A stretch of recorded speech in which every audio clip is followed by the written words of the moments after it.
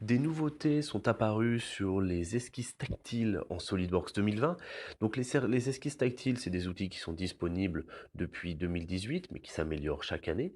Ça vous permet, si vous avez une interface tactile, de pouvoir directement tracer à main levée des formes, telles que des cercles, des rectangles, et laisser SolidWorks reconvertir ça en entité d'esquisse, voilà, en vue de faire derrière des extrusions, des enlèvements de matière.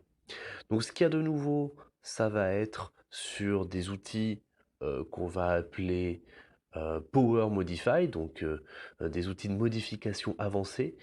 Voilà, on le sélectionne et ça permet par exemple d'aller gribouiller finalement sur notre forme en vue de directement pouvoir enlever des traits en trop, faire des traits pour ajouter des chanfreins ou des congés dans les coins.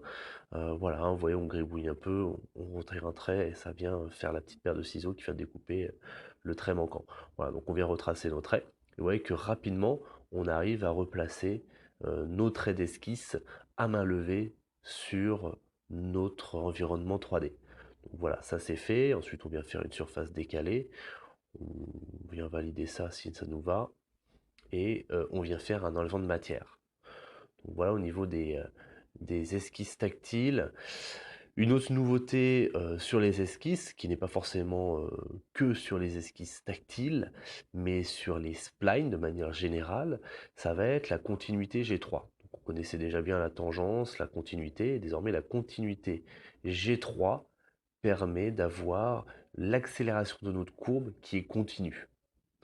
Donc voilà, donc pour avoir encore des formes, des surfaces de plus en plus lisses. Donc on repart en arrière juste pour vous montrer à quoi ça ressemblait avant. Voilà.